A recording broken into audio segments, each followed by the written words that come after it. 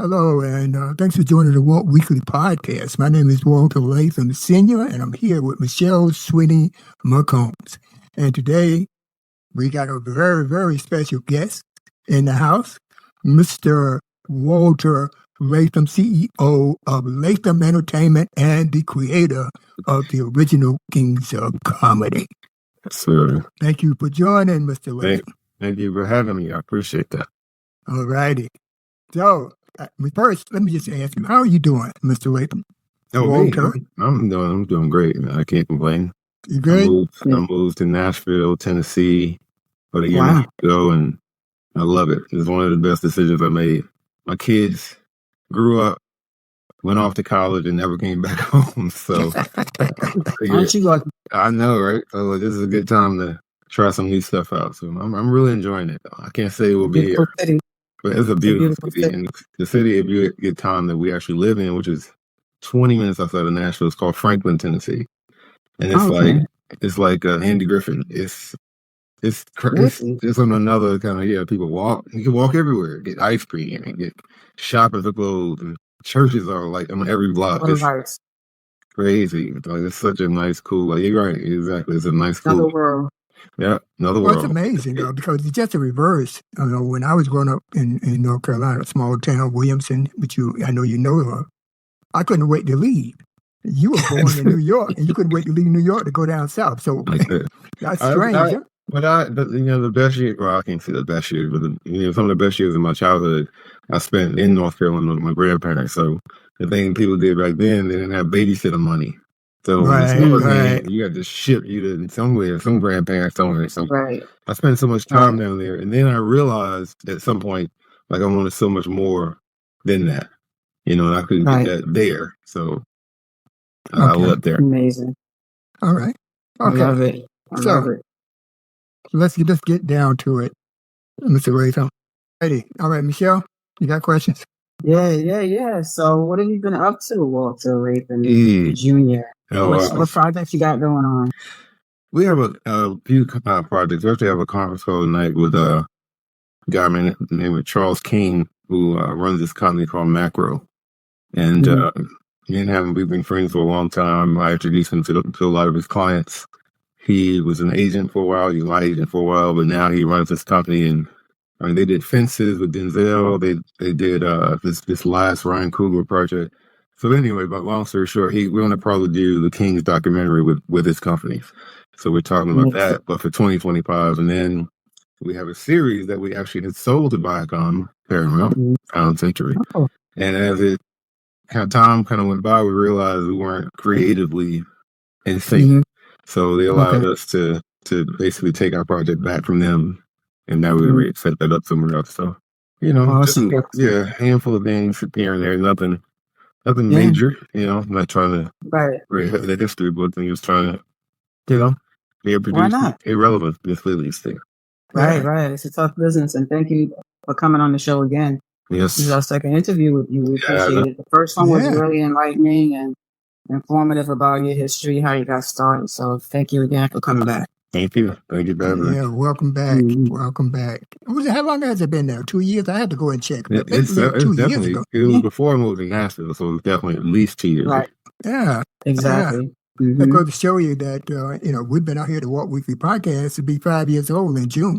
Oh, wow. Right. 5 years. Yeah. Congratulations. Yeah. Big anniversary. I can't believe it. You on the anniversary show. That's what you should have saved. Exactly. That's right. You should have saved you. But you can come back and give us some updates. We'll save you for the book when you come back. Exactly.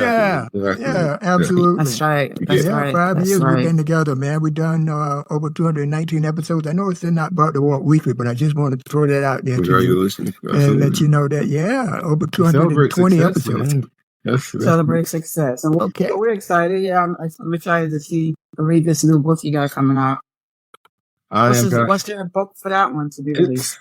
It's just really my opportunity to tell my side of the story. Over the years, people stories take on versions, they evolve, and they turn into something that is far worse than it actually was, and actually not even true. So being in the business and being a producer, like if I was an actor or actress or a director, I could have probably stepped up and said that and it wouldn't have bothered my career at all. But as a producer, it's really fragile because you're not really a talent person. Like, you're not the director, you're not the actor, like you're exposed, and with the Expendables, you're expendable. So you got to be very, very strong as far as what you're doing in the business for them to kind of look over these truths that you're telling in the book, or they'll destroy you. It'll just, they'll take it, they'll tear it apart, and you'll make it look like you're a terrible person, and that's a stupid book. So I just want to do it at the right time when, maybe we got a project launching, maybe before the documentary comes out, maybe after the documentary. But everything's in 2025. 2025 would be 25 years since a lot of stuff, since Queen's Comedy. Wow. It's just a lot of things that we did. Latham Entertainment Presents. So all of those are 2 decades old, So and you made some stars out of a lot of people. Well, I made some stars out of a lot of people. I'll tell you something interesting, and you didn't ask me this, but over the years of doing this, you realize your mortality, and being in the entertainment business is like everybody's gonna be alive forever. You don't even think about it. You're just like, you're here forever. And, over the last two decades, I lost comedians that I worked with. I worked with the one guy, the last person who passed away. We did Comedy After Dark together in Miami in 2012. Who was that? He was like we were about the same age, and he looked healthy, he looked fun. And then he passed. Like, it's like 10 or 12 comics that I've worked with over the day. Bernie Mac. I mean, I was thinking of him. Yes. Yeah. Who would have, you never even think about stuff like that. It's like, he's not even 50 years old, so it makes you think of life in a different way, place a level of importance on things that aren't really important. And, I don't know, it just really humbled me. Every time I hear something like that, I'm like, wow. Bernie used to have a joke that said, such and such died. It's like, what? This is my age. Was he sick? on these jokes, like, you just like, that's not supposed to be somebody my age or somebody, younger. Yeah. So it's that's it. Yeah, I just wanted to add that part because it just really, really, if it doesn't humble you or make you feel like, hey, I need to take account here, definitely, I don't know what will. One thing I think that's a segue into the question that I have next is, why do you take such a low profile during your tours and movies? I did take a lot. I got out of a lot of media when we were doing the Kings tour, and a lot of people wanted to talk to me. I didn't ask them to want to talk to me. They just, wanted to understand, like, how did you know this would work, and what is next? Like, what do you do after this? And I got, I was in the Wall Street Journal for that. I was in Essence and Ebony and hip hop, like this, all like everywhere. But I wasn't doing it because, like, I'm me. Like, I'm, it's about what do I need to do to convince these people in Hollywood that this could be a movie? Period. That's the only reason. I'm a shy person. Like, so I don't like photo shoots and interviews like this. Even are really hard for me to do. But I don't know. I don't know. Stay in the background. Yeah, but looking at it in retrospect, right? If you could do it over. Background. Let me tell you why he's not in the background. This is a director, and he's talented. Right. So they don't mind him stepping up and being in front of the spotlight. I was a lowly producer. Right. I was behind the scenes, but I couldn't do what I wanted to do with what they were doing. Right. Without all these, ideas as far as press and media and contests. And I mean, they were flying private planes to do. I mean, this is like real. This is like Guns N' Roses type stuff. I mean, it wasn't small. Wow. So to keep interest, we didn't have, Bernie Mac has 50 million followers and he tweeted out, I'm going to be in Indianapolis tonight. Like, I didn't have that. I had to let Indianapolis know we'd be there by every other means necessary. So a lot of the guys are like, he tried to be in front of the spotlight and he took too much of this and that. And I'm like, whatever I did, it landed you where you are right now. Right. What's bad about that? Like, what's bad? Look, tell me right now, what is bad about your life right now because you are part of the Kings? Made it happen. Right. Yeah. Nothing. We can hindsight, what, 2020? 2020, yes. So we could say, I would have been better off even if I didn't do Kings. Well, maybe. But that's not the truth. So. But if you didn't do what you did, they wouldn't be as successful as they are today. That's what, and I don't like to say that really out loud, but I could say that about myself, and we all were part of the same thing. I wouldn't be as successful if I hadn't done it. So I would imagine my teammates, we're on the same team. We're going to win together. It's not like they win and I lose and we're on the same team. So that's just something I like I said, I'll wait to tell it when I can tell it. When I can tell it. So. Understandable. But question that I do have is, and Michelle, I know you have to go, but how could you just give me the genesis of the original Kings of Comedy? I had a Chris Tucker concert tour that I was doing in '97, and the dates were basically doing really well. I've been doing Chris since '93, so we had the date sold. We were doing well, and we were on the road in DC one night. And he said he was tired of stand-up. He's like, he make more money doing movies. Stand-up is exhausting to him. And he didn't want to continue the tour. And that was my only thing. Like, that was my thing. So, like, when he stops, I remember sitting in my office, like, what am I going to do next? So I went home probably over the next month, just kind of trying to figure out what to do. What is it I'm doing? And in the middle of the night, I jumped up. I remember jumping up saying Kings of Comedy, like, in my sleep. Like, I don't even know. And my wife heard me, so she confirmed what I said. It's almost like a dream. So then once I had a name that I really liked, and that's how I create like that. Like I have to have a vision. So this is the name. How do we get there? How do we get to 8 Kings of Comedy? What is a Kings of Comedy? What is that? So I went out in 2 months and made calls to everybody I had worked with before, and DL and Bernie and Cedric. I had never worked with Steve before, but he had a TV show, so it made sense. And then we went out and we started. We said, let's do 3 shows. They do well, then maybe we'll do more. And we did 3 shows. Then we did 99 shows. The rest is history, right? Yeah. The rest Can you hear me, guys? Can you hear me? Mm-hmm. Yeah. I thought the show came after Kings of Comedy, Steve Harvey. That's interesting. No, yeah. A lot of people don't know that. And that's like, exactly. Your truth is probably everyone's truth. For a lot of people probably think, oh, I didn't even know he did stand-up. I thought he was a Family Feud guy. Yeah. So it depends on your reference. So, trying to get Steve, and I've been kind of going back and forth about if he would come back to stand-up and do 1 show, I'm sure the guys would do it with him. But you can't do it without him. So we're kind of going back and forth now, like, if we do this thing with NBC Peacock is interested in doing like a reunions show or whatever. And someone offered several $1 million to us to try to figure it out, right? And then someone said, okay, well, that's what Steve gets. What do you guys get? So, what? Right. He gets the whole budget. Now, what are you guys going to take? Yeah. So, but he's successful. He's, he has the right and the leverage, to do that. Oh, yeah. With all these jobs, we got so many jobs, he should be rich, right? It's like crazy. a Jamaican. I'll take him 20 jobs. Right? So, yeah, moving forward, outside of the book and outside of the reunion, what other plans do you have business-wise? Do you have, like, any community-related stuff? Do you do seminars? Do you mentor anyone? Do you plan on doing that? If you're not?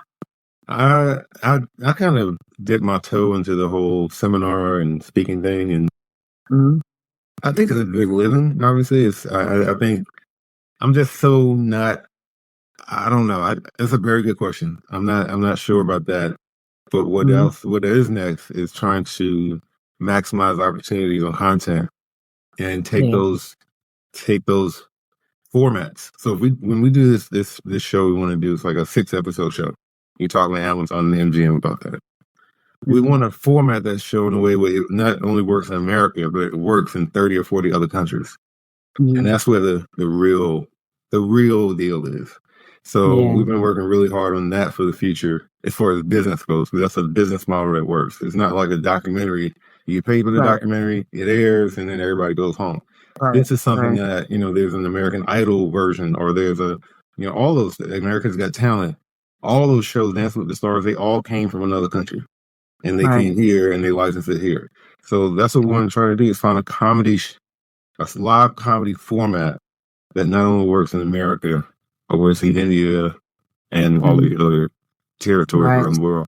And then kind of go with the flow. I'm in Nashville, so we're talking about doing projects and music. We got 2 or 3 of those going on. And it's just fun. This is a fun part of life, make it past 50. Right. God is blessed you, and you just you just live a good life. Try to live. I do have one. Yeah, I do have one more question. Okay, sure. So, the book, the documentary. Have you ever thought of doing a movie on yourself, on how you developed, how you became who you are, and what took you to those stages of what you're doing? A full version movie, right? Call it a docu-pic. That's what they call it. So I met with Steve Harvey at his house in Atlanta about doing just that. We went all into, he was like, well, who would play me? And it was like really just cool to just create and come up with ideas and all that stuff. But it's timing. It could be based on my life, if I had a book that was successful. That's how it works. And my book comes out and it's successful, that's definitely a play. And it comes after. Exactly. Okay. But as far as my, like I said, I got to toe a line when it comes to me. And even Monique, she has her, like, if I want to do something based on queens or based on kings and queens together, and it's a movie version of it, I don't see how you pull it together, because these people are very, very hard to deal with. And if you hear them in the media, you can kind of tell. Oh yeah, especially with Monique, I heard a lot. Yeah, and how they are. So it's tough. It's something I would really love to do. I think that's a great question. I think it's something that should be done. I just hope it's done before I pass away, because this is going to be done. Right. I mean, these guys are all in the Walk of Fame. The Kings. Somebody told me it's 5 relevant comedy brands in the world, and that is Saturday Night Live, SNL. He said, I can't tell you the other 3. And I was like, wow, that was, Lauren Michaels and I have been friends for over 20 years. He's been doing that show since I was in elementary school. Yeah, Lauren is creator of SNL, right? Yeah. He's creator and director, everything. Yeah, that comparison was like, wow, I wish I could have recorded it. It was like, and it came from a pretty high person, so it was like really cool to know that people still feel that way. Thinking like that. And then we don't want to do anything wrong by it. I don't want to put out a project just for the sake of the money of the IP and then end up, hurting and diminishing what we already have. So I just want to pivot a little bit and talk about, I know you just recently celebrated a couple months ago a million likes, but you had millions of likes before on YouTube. Followers. It's followers, not likes. All right. I meant followers. Yeah. Okay. I meant followers. Thanks for correcting me, though. Mm-hmm. But you had that on YouTube. So this is just the social, when you talking, when you say you had 1 million followers, that's on your Facebook and Instagram platforms? Facebook alone is over 1 million. And my YouTube is over 600,000. So so collectively it's that plus the all of the Spotify, Pandora, SiriusXM, all of those, it's about 2 million impressions a month just on those 3 platforms. Well, 4 or 5 platforms. Wow. Yeah, that's amazing. It's speaking to a lot of people, which is why I'm really careful about what I say. You have to be. You have to be. I don't know who those million people are. I mean, it could be somebody of importance. So, yeah, and for me, like now, I just really have my guy just post mostly. I rarely say anything that I'm just saying because I just very real careful about the messaging. And you have to be in your position. I know you got PR people and things of that nature. You have to have it. Right. But what do you think about these beefs that I see on the reels and TikTok?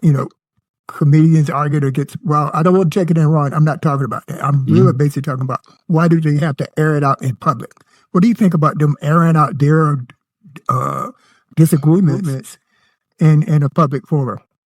I don't think it's a great thing to do, and always, especially stuff that should be handled, directly with the other person.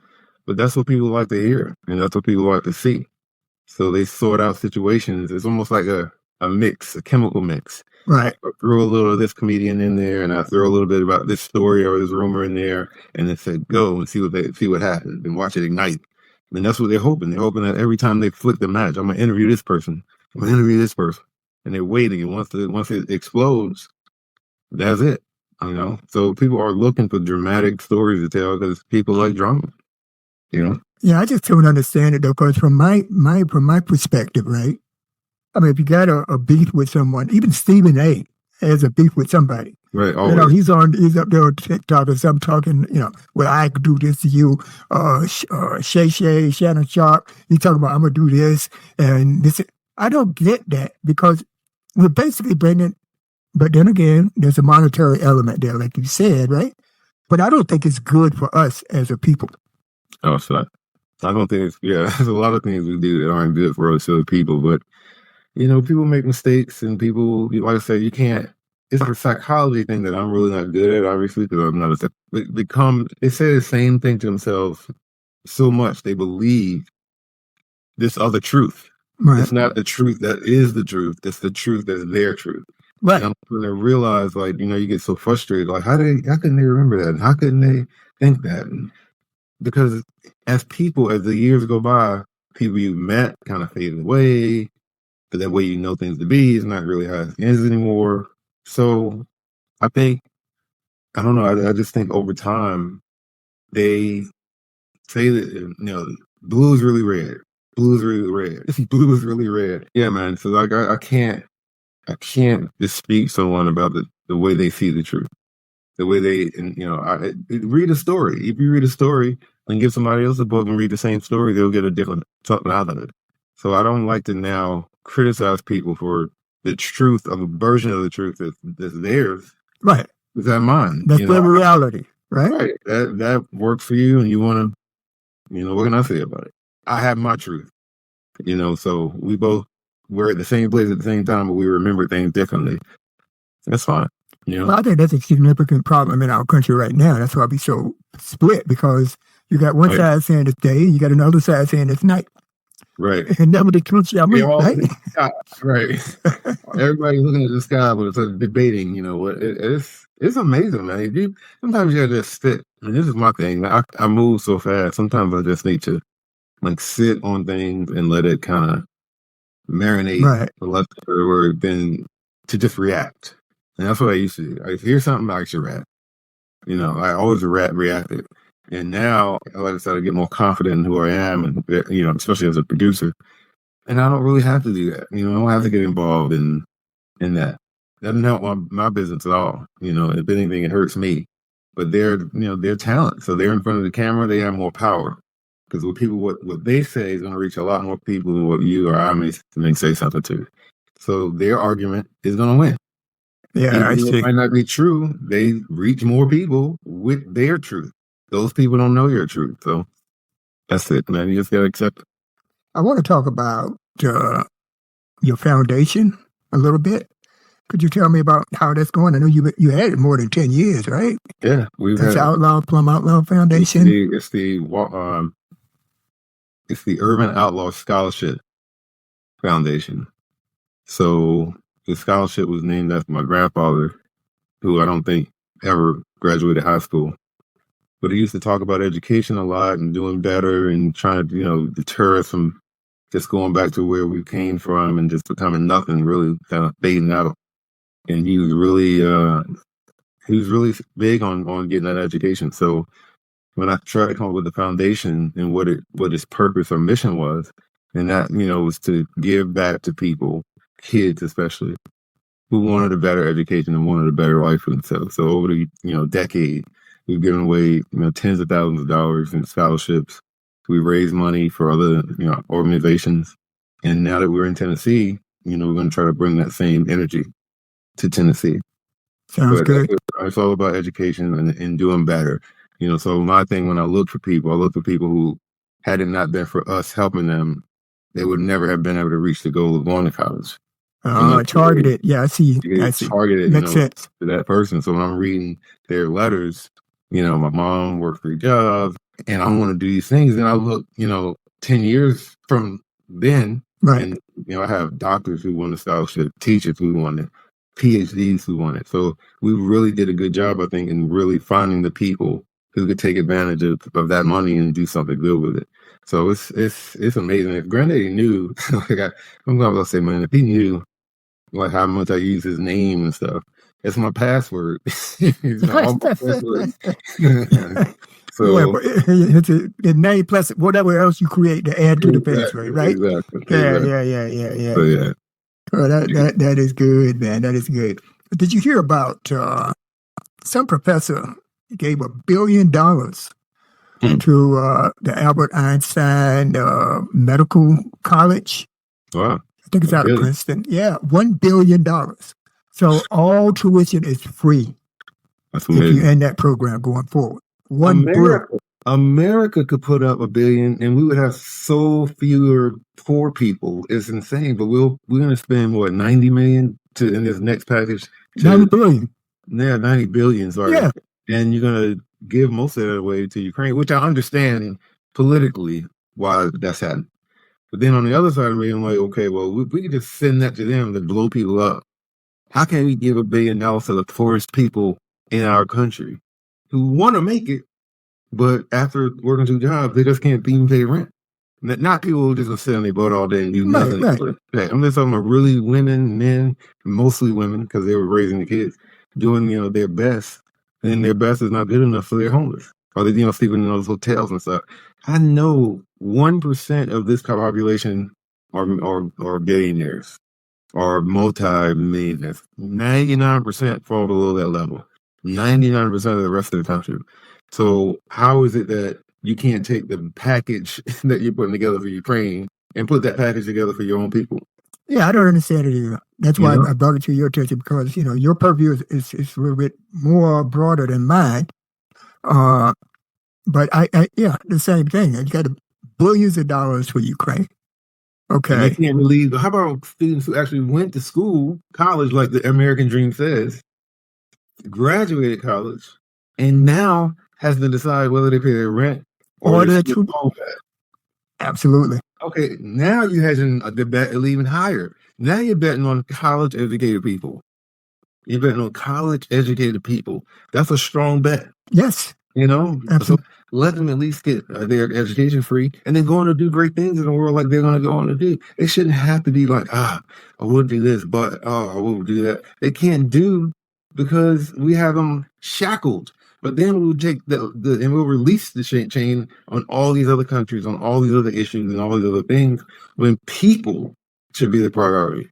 But people aren't the priority in this government, society, whatever. I don't even know if we're a capitalist society anymore. I don't really know what we are, but the direction we're going is frightening. I agree with you wholeheartedly. And every time I look at the news and I see these packages are stuck in Congress, these spending bills and all this kind of stuff, and they want to shut down the government because they don't want to go along with everything else in there. Right. It's just a mess. It's a real mess. And the louder your voice is, that's what people hear. Yes. That's what Trump is doing so well. He speaks with a loud, threatening, commanding way. And it's like you either got to pay attention or be like, oh my God, this guy is... I don't know what's up with this guy. We need... He's talking so loud people can't hear what he's really saying, is what I say. You don't really hear, the blacks. I thought we were African-American, and our future president, past president, is calling black people the blacks. Yeah, you heard that, right? That was like... And then he said, I can only see the blacks in the room. Right. Not knowing that it was given by a black conservative organization. Exactly. But up front were all white people. All the blacks were over that. Exactly. And it was their function. Right. Yeah, the black conservatives. And that's what they allowed to happen. And nobody said anything about it. I'm like, what is this? What is this? This is world. Yeah. I mean, I don't know, Junior, but I mean, it's just a mess. It's just a mess. Yeah. But unfortunately, that's just our environment at this moment. So I've seen the ebbs and flows and all this kind. I've seen it, and what really scares me is that if we don't change, we're not going to exist in 50 to 100 years. I keep harping on that. I'm telling you now, the African American will not make it 50 to 100 years from now. You won't see us. We're already at the bottom. Right. All right. Yeah. They say when you're at the bottom, you can only go up, but not necessarily for us. Not that. We could just, we just won't evolve. When you stop evolving, what happens? You don't grow. You stop growing. Right. You disappear. That's evolution, right? Yep. So, but anyway, I want to talk about you. We have these conversations. We talk about these things offline and stuff. That's fun. But it's a lot of fun. It's a lot of fun to have your perspective on these things in this forum. I appreciate you listening to the things that I say. Thank you. No problem. Hey. So anyway, let's go back to Latham Entertainment. Okay, y'all guys. I know what you're doing, what your strategies are going forward. But how are y'all helping the young people? Like, do you bringing in interns and stuff like that? Are you still doing it? I know you were very heavy into doing it at one time. Yeah, we used to do interns a lot when we were in North Carolina. Now, we have to reestablish ourselves in this community in Tennessee. So stuff like that kind of, takes a little time to try to figure out. But yeah, we've had interns over the years. I can't keep up with how many we've had, but the ones I do remember, they actually went on to do pretty good stuff. A lot of them used to say they learned more working for me than they did in their classroom in college. So, I wasn't an easy person to work with. I'm a little better now than I used to be, but a lot of them went home crying at the end of the day. They don't like feedback. Young people want you to say everything's great and you're great, and it's not like that. That's not the real world. So I was talking to one intern once, and he never came back. So I guess he didn't agree with that. But yeah, we love to mentor. My wife is a big mentoring person. I have kids that she known since they were 5 or 6 years old, or in their 30s now, and they live in their life. So I think between the two of us, we're doing pretty good as far as reaching out to the community. But we can definitely do more once we get established here where we are. Okay. Looking at the world, and we already talked about the difference of the perception of reality. Perception is everything, right? Right. And on top of that, if you say something enough, it becomes true to certain people, right? So, based on that, what do you think we should do to try to bring people together? I don't know. The first thought that came to mind was music. Music touches a lot of people. You got people like Beyonce and Taylor Swift who reach millions, hundreds of millions of people all over the world. I don't know what brings people together. I think, it's hard. It's religion. I think it brings people together. It has a way of making people kind of see through themselves and reach for a higher purpose. I don't know. I think that's a really good question. I'm not really sure. Laughter. Laughter cures. I used to be the name that I wanted my book to be, Laughter Cures. But definitely laughter, like I said, it definitely brings people together, but not in a big enough way to me. I think it could be even bigger. Maybe that's what I'm saying. Right. Maybe what I'm saying is, yes, definitely laughter, but music, can it be on the level of music? Can you reach the type of people or the amount of people as a pop star? And that's what we did when we did King. It's 98, 99, 2000. We were doing the same stadium that Taylor Swift is doing now. A lot of people don't know that because it's 4 black guys doing it. Right. But, she played Mercedes-Benz Stadium in Atlanta. We played Mercedes-Benz Stadium in Atlanta. So it's a different time. But bringing people together for laughter, that's true. Doing more comedy for that. I just would like to do something more. Walter does comedy. They did comedy and use that to bring people. Like, I want to do it in a much bigger way, and I just don't know what that is right now. But I've been bringing people together for years with laughter, and they've been having great experiences. I just don't think I've reached as many people as I would like to have reached. But I definitely want to try to figure that out going forward. Because that's more important. Just like the stuff with the foundation. Now, after you make your money and you make your career, it's about what your legacy is. What are you on? And when you start thinking like that and taking it seriously, it dictates a lot of decisions that you make, So I got to really think things through, not only for myself, but for my boys who might be looking at me, my grandkids who are definitely looking at me, and the rest of the world who's looking to see what I have to say and what I have to do. I just want to use that platform in a big way, Okay. We will continue our conversation with Walter Latham, CEO of Latham Entertainment and creator of the original Kings of Comedy, in part 2.